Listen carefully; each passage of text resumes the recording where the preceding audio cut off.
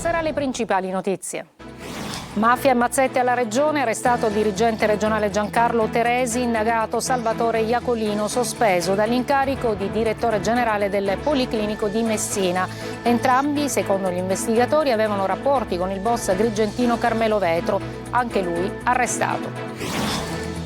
A Niscemi la frana continua a far paura. La nuova relazione dei geologi parla di un versante instabile e di un rischio elevato. A Palermo la Coldiretti denuncia la speculazione sul prezzo del gasolio per la guerra in Medio Oriente, a rischio oltre 2 miliardi di export made in Italy. Bufera su Giusy Bartolozzi, capo di gabinetto del Ministro della Giustizia. Dopo il suo intervento alla nostra trasmissione Il Punto, Nordio dice chieda scusa. Catania il doppio volto di una città tra bellezza e spazzature, arrivano anche le recensioni negative dei turisti.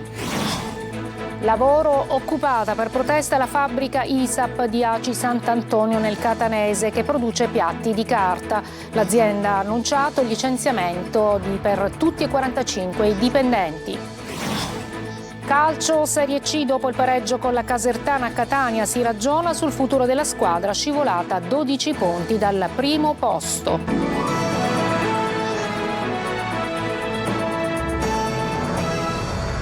Buonasera. Dunque, mafia e mazzette alla Regione siciliana, arrestato il dirigente regionale Giancarlo Teresi, indagato Salvatore Iacolino, che è stato sospeso questo pomeriggio dalla Regione dall'incarico di direttore generale del Policlinico di Messina. Entrambi, secondo gli inquirenti, avrebbero agevolato Cosa Nostra, in particolar modo il boss agrigentino Carmelo Vetro, anche lui arrestato. Sentiamo Francesco Triolo. È stato approvato dalla Giunta regionale il provvedimento di sospensione immediato per il neodirettore generale del Policlinico Universitario di Messina, Salvatore Iacolino, coinvolto nell'inchiesta coordinata dalla Procura di Palermo e che ha portato alla scopertura di rapporti di intrecci tra la mafia e gli esponenti apicali della pubblica amministrazione. Protagonista dell'inchiesta il dirigente regionale Giancarlo Teresi e un imprenditore di Favara, mafioso e massone, Carmelo Vetro. Entrambi sono finiti in manette con l'accusa di corruzione aggravata. Arrestato già per corruzione 6 anni fa e ancora sotto processo, Teresi continuava a rivestire ruoli di vertice all'interno della regione, oltre l'età pensionabile. Teresi e Vetro avrebbero stretto un patto corruttivo per ottenere alcuni lavori pubblici in cambio di tangenti. Durante le indagini sia Teresi che Vetro si erano accorti di essere pedinati e dalle carte dell'inchiesta emerge come Teresi, dopo aver intascato una tangente il 20 agosto scorso, ha fotografato il poliziotto con gli occhiali Ray-Ban Meta. Vetro invece si è incaricato di fare indagini private partendo dal numero di targa dell'auto dell'agente. Salvatore Iacolino, da 4 giorni direttore generale del Policlinico di Messina, è indagato invece per concorso esterno in associazione mafiosa e corruzione aggravata. La procura ha disposto una serie di perquisizioni nelle abitazioni e negli uffici del manager. Secondo i magistrati, Iacolino avrebbe messo a disposizione del boss di Favara, suo compaesano, già condannato a 9 anni per associazione mafiosa, l'influenza e la rete di relazioni costruite grazie al ruolo di dirigente generale del Dipartimento Pianificazione Strategica, dell'assessorato alla salute e alla sua esperienza politica, contribuendo al rafforzamento del clan di Favara. In cambio avrebbe ricevuto finanziamenti per campagne elettorali e promesse di assunzioni di lavoratori. La rettrice dell'Università di Messina, Giovanna Spadali, è intervenuta con una nota e ha auspicato che la Regione assicuri in tempi rapidi l'operatività del Policlinico di Messina. Torniamo a Niscemi, dove la frana che ha colpito il centro abitato continua a far paura. La nuova relazione degli esperti parla di un versante ancora instabile e di un rischio elevato. Geritalia. A Niscemi la ferita aperta dalla frana del 25 gennaio è tutt'altro che chiusa. Secondo la seconda relazione tecnica dei docenti dell'Università di Firenze guidati dal geologo Nicola Casaglia e incaricati dal Dipartimento Nazionale della Protezione Civile, non esiste una soluzione strutturale definitiva per mettere in sicurezza l'intero versante. Le analisi parlano chiaro, le dimensioni del sistema franoso, la profondità delle superfici di scivolamento, le caratteristiche geologiche dei terreni rendono impossibile una stabilizzazione completa attraverso grandi opere di consolidamento. Nonostante la ridefinizione definizione delle zone di rispetto nel centro abitato, spiegano gli esperti, l'intero corpo di frana resta in uno stato di stabilità evolutiva con un rischio residuo elevato. La strategia indicata nella relazione è quella di una gestione integrata del rischio, monitoraggio strumentale continuo, misure di protezione civile, interventi di mitigazione e, dove necessario, anche delocalizzazioni per ridurre progressivamente l'esposizione della popolazione e delle infrastrutture. È un evento franoso di una portata eccezionale, come è stato più volte detto, e chiaramente va ulteriormente approfondito ogni elemento per capire l'evoluzione e gli interventi di salvaguardia che devono essere necessariamente fatti. E mentre il territorio continua a fare i conti con un sistema franoso ancora attivo, un nuovo fronte di erosione riaccende l'allarme anche nell'area che costeggia il MUOS, il sistema di comunicazioni satellitari della Marina Militare statunitense. Il sindaco di Niscemi, Massimiliano Conti, ha effettuato un sopralluogo sul versante interessato dallo smottamento e il comune ha inviato una richiesta formale di chiarimenti al comando della base americana di Sigonella. Un quadro ancora in evoluzione dunque, mentre a Niscemi l'attenzione resta altissima su una frana che, secondo gli esperti, non può essere ancora considerata conclusa. Caro gasolio e blocco delle rotte commerciali per la guerra in Medio Oriente, la Coldiretti torna ad alzare la voce, a rischio oltre 2 miliardi di export made in Italy. Sentiamo il servizio di Marco Gullà. Dall'aumento dei costi di produzione con il prezzo del gasolio agricolo alle stelle al blocco dei traffici commerciali legato alla guerra in Iran, gli agricoltori della Coldiretti alzano la voce e lo fanno a Palermo in un incontro con i vertici nazionali e il ministro dell'agricoltura Francesco Lollobrigida. Se prima il problema era riuscire a coprire i costi di produzione con questo rincaro così alto, sicuramente abbiamo un grande problema perché già siamo fuori dai costi di produzione. Penso che sia vergognoso quello che sta avvenendo in termini speculativi. Sappiamo che nei prossimi mesi ci potrebbero essere degli aumenti, ma è altrettanto chiaro che quello che è avvenuto negli ultimi giorni è solo ed esclusivamente speculazione. Un incontro a porte chiuse, quello del Teatro Politeama, con il ministro dell'agricoltura. Imprenditori e produttori chiedono al governo di intervenire e salvaguardare le imprese del Made in Italy. In queste ore ovviamente stiamo affrontando una questione di carattere internazionale molto rilevante,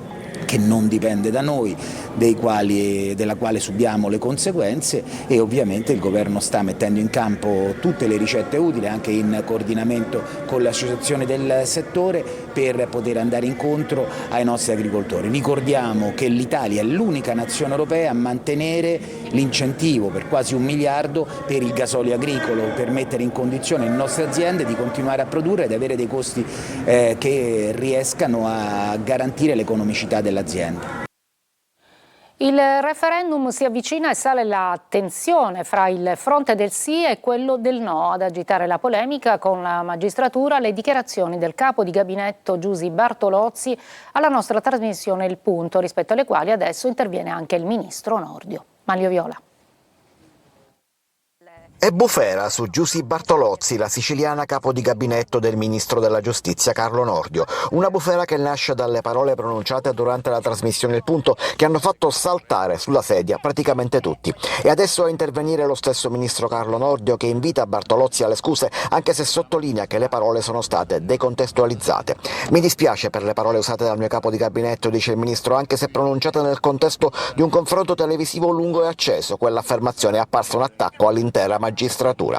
Ma cosa aveva detto Bartolozzi? Eccole le parole del magistrato che oggi è capo di gabinetto del ministro. Io faccio appello a tutti i cittadini che hanno sofferto sulla propria pelle. Votate sì e ci togliamo di mezzo la magistratura che sono plotoni di esecuzione. Plotoni di esecuzione. Fammi replicare perché questo è falso. È vero, e lo sai bene. Dal fronte del no è una pioggia di richieste di dimissioni indirizzate a Bartolozzi, ma Nordio ora precisa anche: è chiaro a chiunque in buona fede che la riforma non indebolisce in alcun modo la magistratura, né intende attaccare i magistrati, bensì punta a restituire loro prestigio e autorevolezza. Il dibattito era partito da alcune considerazioni espresse in un videomessaggio della Premier Giorgia Meloni.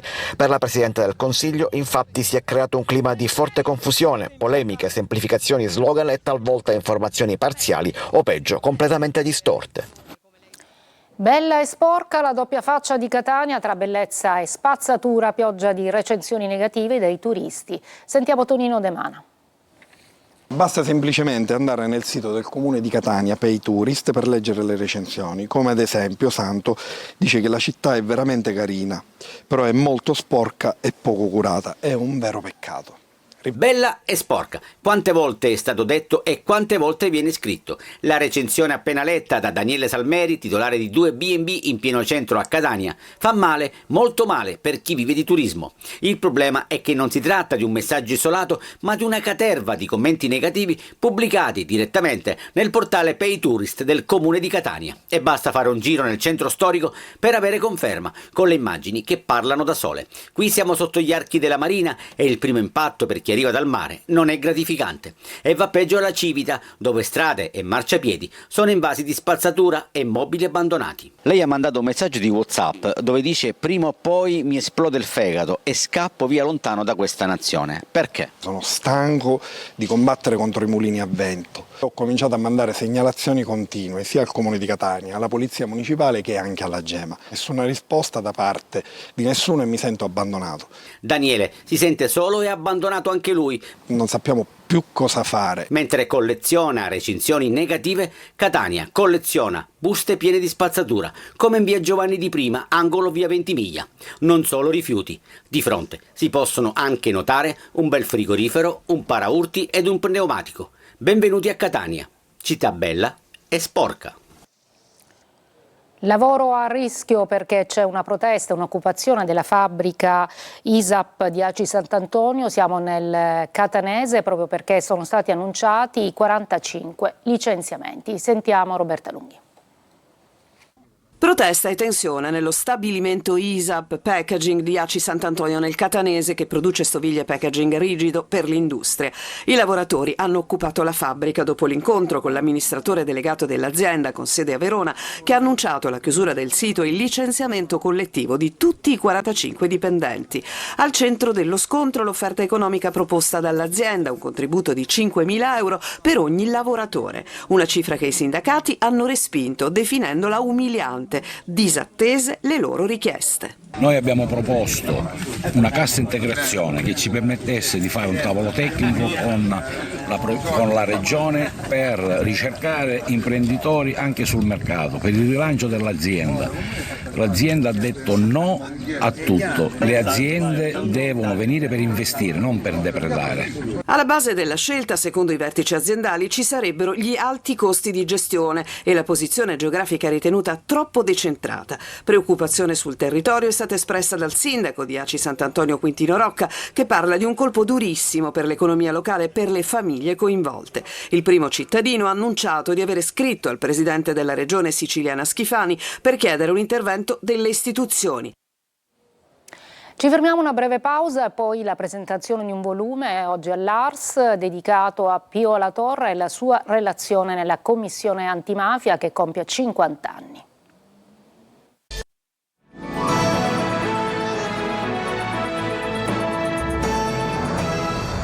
La relazione di minoranza di Pio La Torre in Commissione Antimafia, che diede il via alla lotta, compie 50 anni e diventa un volume che narra un pezzo di storia d'Italia. Sentiamo Manlio Viola.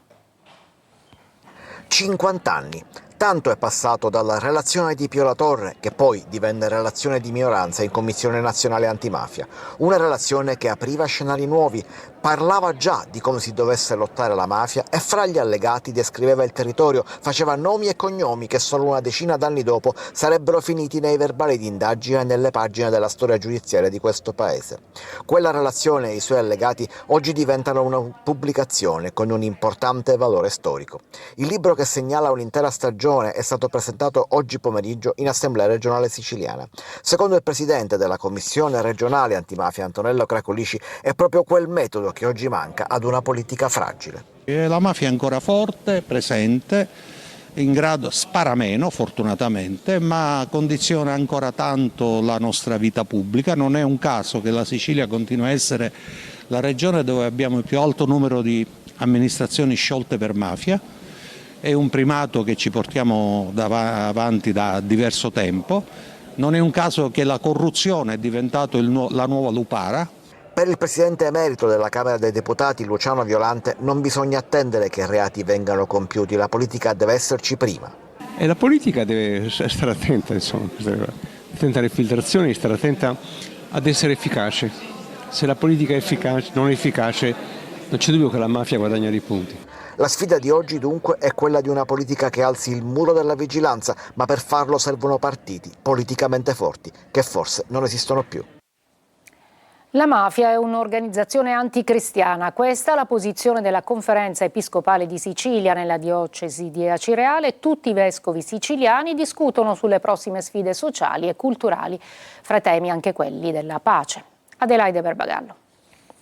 I vescovi di Sicilia riuniti per la sessione di primavera della Conferenza Episcopale Siciliana per alcuni giorni di confronto, riflessione e programmazione pastorale sulle sfide che le chiese dell'isola sono chiamate ad affrontare, fra tutti il tema della pace. Se già nelle nostre comunità, nei nostri territori viviamo con aggressività il rapporto con gli altri, con le istituzioni, tra parti, allora questo già sono premesse per una guerra. E quando poi succedono le guerre veramente tali tra i popoli, allora comprendiamo il fallimento dei nostri sforzi. Il Papa ci ha invitato già a giugno a che le nostre comunità siano luoghi di riconciliazione e di pace. Forte e chiaro viene ribadito l'impegno contro la mafia. L'organizzazione mafiosa è una cosa anticristiana e antiumana.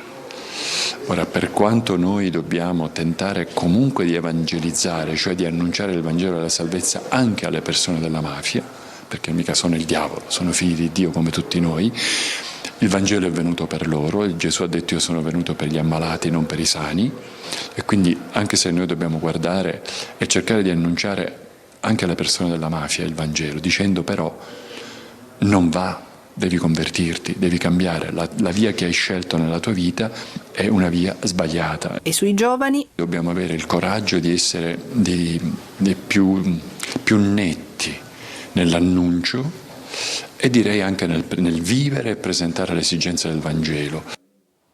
Ci fermiamo, una breve pausa, alla pagina dello sport, il calcio con Catania e Palermo.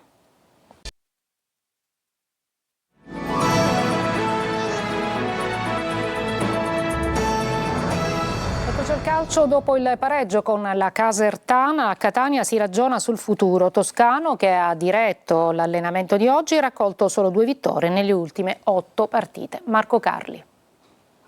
Il momento più delicato, il peggiore della stagione rossa-azzurra. Il primo posto lontano 12 punti, le inseguitrici che si avvicinano, una seconda piazza che alla luce del trend attuale, 2 sole vittorie nelle ultime 8, sembra in bilico. Il Cosenza è a meno 5.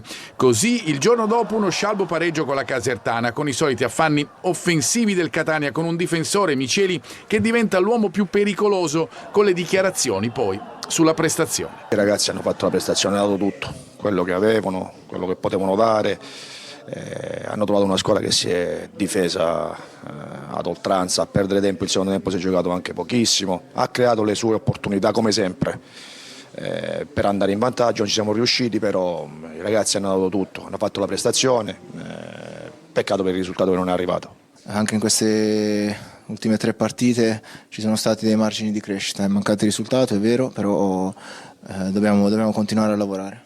Dei ragionamenti sul futuro, anche legati alla panchina, sono stati fatti e restano, con alcuni nomi come quello di Caserta, che però è andato a Empoli. Al di là di tutto resta una stagione da non sprecare, perché saltato il primo posto, il secondo diventa una condizione importante per affrontare i play-off, a cui la squadra deve arrivare in modo diverso rispetto all'attuale. Toscano, che ha guidato la seduta mattutina, intanto risponde così alle domande sul rapporto con la società e sul dialogo con i dirigenti. Un confronto sempre continuo, di quello che si può fare meglio, di quello che è l'andamento della settimana, del campionato. Dopo la vittoria sulla Carrarese, il Palermo inizia a lavorare in vista della fondamentale partita di sabato, ovvero quella fuori casa contro il Monza. Secondo in classifica, Inzaghi dice: dovremo continuare a fare bene. Marco Gullà. La partita di sabato a Monza fino adesso è la partita più importante della stagione. Il Palermo ci arriva dopo la vittoria sulla Carrarese grazie al 20° gol di Poyampalo. Una vittoria pesante che proietta la formazione siciliana verso il secondo posto, ora distante 3 punti, occupato proprio dal Monza. La gara di sabato al U-Power Stadium diviene quindi fondamentale per il cammino dei rosanero, anche se davanti c'è pure il Frosinone, outsider del torneo. Dobbiamo continuare, su questa strada, è una partita che qualsiasi giocatore vorrebbe giocare, ci siamo avvicinati sensibilmente, adesso siamo tutti dentro, dobbiamo andare a fare una grande gara. Torneranno Pierozzi e Blen dopo la squalifica, ma il Palermo ovviamente punta tutte le sue fiche sul suo cannoniere Principe. Sabato arriva una grande partita contro Monza, noi sei tre punti da dietro, aspettiamo una step avanti per tutti, non solo per tutte le squadre, ma anche io, anche di tutti i staff. Biglietti già a ruba per il settore ospiti, trasferta aperta anche ai tifosi rosanero residenti in Sicilia. Prima di chiudere un aggiornamento di giudiziaria perché la Corte di Cassazione ha annullato la misura cautelare degli arresti domiciliari per Filippo Piritore, che era un ex prefetto indagato per depistaggio nell'inchiesta sull'assassinio dell'ex presidente della regione siciliana Piersanti Mattarella, assassinato il 6 gennaio del 1980. Il funzionario era accusato di aver avuto un ruolo nella scomparsa di un guanto usato dal killer del politico. Io mi fermo qui, grazie per l'ascolto e buona serata.